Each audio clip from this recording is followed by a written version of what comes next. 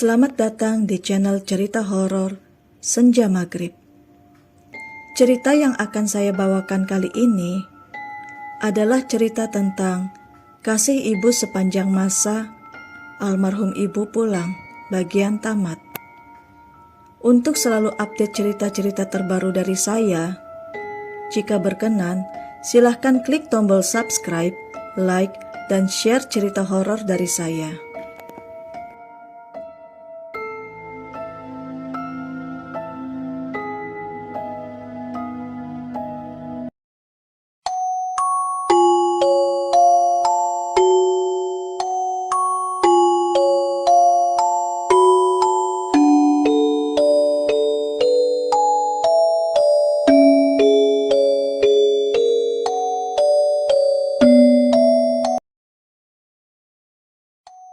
Pada cerita sebelumnya, Ustazah Farida atau Umi Farida yang sempat menanyakan kepada Bu Deis, yang sebagai sahabat dan tetangga dekat almarhumah Mbak Lastri, yakni mamanya Puji, apakah sebelumnya pernah ada kejadian besar di dalam rumahnya Puji?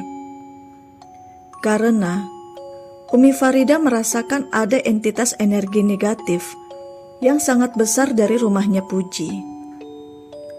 Umi Farida tidak bisa layaknya paranormal yang dapat menerawang suatu peristiwa.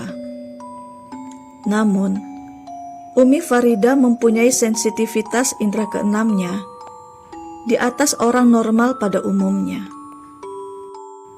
Mbak Lastri, atau yang kini sudah almarhumah ini, dulunya bersama ayahnya Puji, akhirnya mampu membeli rumah dengan tipe kecil yang sederhana. Namun, terasa sangat nyaman karena mereka berdua sangat mensyukuri rejeki yang didapatkan ayahnya Puji. Dengan karir ayahnya Puji pada saat itu, bisa dibilang cukup bagus, dan pada tahun itu, membeli hunian dengan cara cash atau tunai, bisa dibilang ekonomi yang sudah dibilang sangat mapan. Terlebih, 3 bulan setelah tinggal di rumah baru yang mereka beli, akhirnya mendapatkan kabar baik.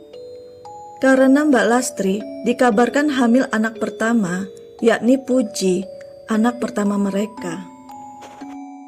Namun, di balik kebahagiaan keluarga kecil mereka, ternyata ada yang tidak menyukai keharmonisan keluarga Mbak Lastri dan suaminya yang bernama Mas Yanto. Teman kerja satu kantor Mas Yanto tidak menyukai kesuksesan yang diraih Mas Yanto di perusahaan tempat ia bekerja.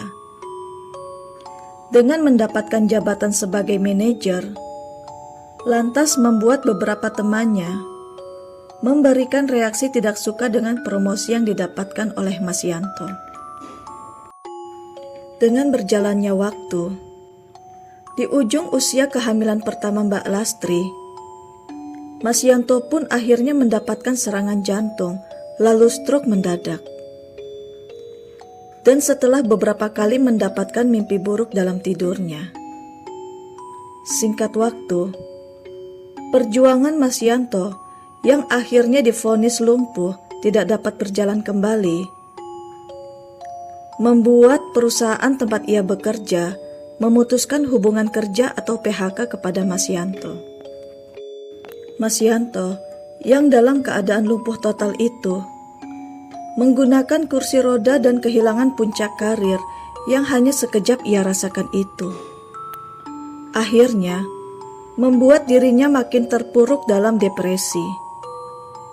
Sampai ia pun tidak lagi memperhatikan istrinya, yakni Mbak Lastri yang tengah hamil besar dan hanya menunggu hitungan hari untuk persalinan.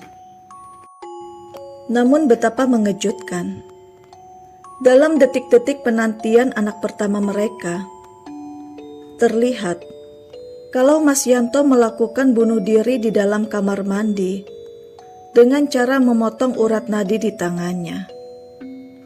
Kejadian ini membuat Lastri yang makin depresi menghadapi beberapa ujian hidup di dalam rumah tangganya. Akhirnya, 4 tahun tak terasa. Kini Lastri sudah bangkit dalam keterpurukannya. Ia pun kembali dapat bangkit dan menata hidupnya kembali. Sampai akhirnya, ia bertemu dengan Mas Ihsan dan menikah. Setelah menikah, mereka tinggal di rumah Mbak Lastri bersama anak pertama Mbak Lastri, yakni Puji. Dan akhirnya lahirlah Niar dan anak terakhir yakni Radit. Kehidupan rumah tangga Mbak Lastri dan Mas Ihsan tidaklah baik secara ekonomi seperti suaminya yang terdahulu. Namun, Mbak Lastri mensyukuri kehidupan rumah tangga yang sekarang dengan rumah tangga yang harmonis dan bahagia. Namun tragis, kisah hidup Mas Ihsan pun tak beda dengan suami pertama Mbak Lastri, yakni Mas Yanto. Radit yang masih bayi berumur 5 bulan itu terpaksa menjadi anak yatim karena ayahnya ditemukan meninggal gantung diri di kusen kamarnya. Semasa hidupnya, Mas Ihsan yang selalu mendapatkan bisikan-bisikan gaib seperti keputusasaan dan kalimat yang menyuruh agar dia lebih baik mati, dan juga teror penampakan makhluk tinggi besar hitam yang selalu ia lihat di dalam kamarnya. Teror tersebut berlangsung selama bertahun-tahun, hingga puncaknya ketika Lastri hamil Radit. Mas Ihsan merasa tidak kuat dengan gangguan teror tersebut dan akhirnya memutuskan meninggal dengan cara yang sangat tragis. Mbak Lastri yang tidak kuat dengan musibah yang menimpanya, ia pun teringat kembali dengan kejadian di masa lalu sewaktu Mas Yanto meninggal juga di rumah ini. Akhirnya, ia minta tolong kepada Bu Deis, tetangga dekatnya dan sahabat berkeluh kesahnya, untuk dicarikan paranormal agar bisa melihat dan membersihkan rumahnya dari hal-hal gaib. Paranormal tersebut pun berkata, jika ada jin santet kiriman dari seseorang yang dahulunya tidak menyukai keharmonisan rumah ini. Namun, paranormal tersebut tak dapat mengetahui secara jelas ciri orang yang mengirim santet kepada keluarga Mbak Lastri. Dan kabar buruknya, jin santet ini adalah jenis jin yang sangat kuat dan susah untuk dipindahkan. Jin tersebut dari waktu ke waktu akan terus bertambah kekuatannya jika para penghuni rumah tersebut tidak pernah melakukan ibadah atau mengingat Tuhan. Dan untuk melemahkan energi gaib yang negatif di rumahnya, haruslah rumah tersebut dibongkar total dan dibangun kembali dengan bentuk yang lain, agar energi negatif dari jin jahat akan melemah karena tempat bersemayamnya sudah berubah.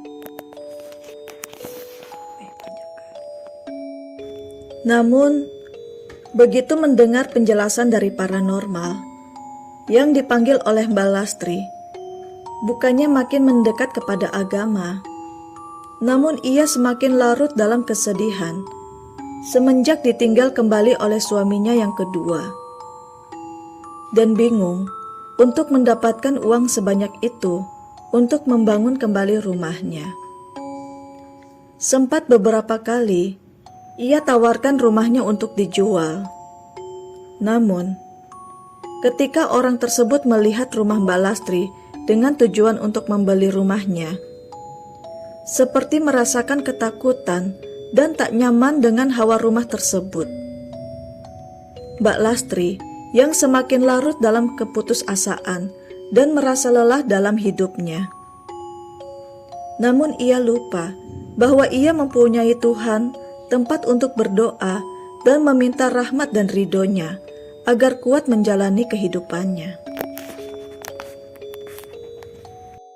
Bude Is yang menceritakan kehidupan almarhumah yang sangat berat dan sulit dalam mengurus ketiga anaknya kepada Ustazah Umi Farida yang tidak sadar Bude Is meneteskan air mata. Mbak Lastri tidak kuat dengan cobaan hidup yang menimpanya. Almarhumah meninggal dengan cara meminum racun tikus. Saya mengetahuinya ketika pagi-pagi sekali Puji datang ke rumah saya dan menangis mengatakan kalau ibunya meninggal dengan mengeluarkan busa dari mulutnya. Kenang Bude Is yang kembali meneteskan air mata. Saya melihat botol kecil berisi racun tikus tergeletak di meja kecil dalam kamar Mbak Lastri. Saya membuangnya karena saya nggak mau membuat anak-anaknya semakin sedih ketika mengetahui jika ibunya meninggal dengan cara seperti itu, ucap Bude Is dengan suara lirih setengah menangis.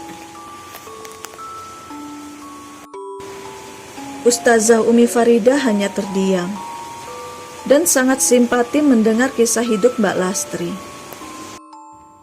Lastri, seorang wanita paruh baya berusia 43 tahun yang memutuskan meninggal dengan cara bunuh diri meminum racun.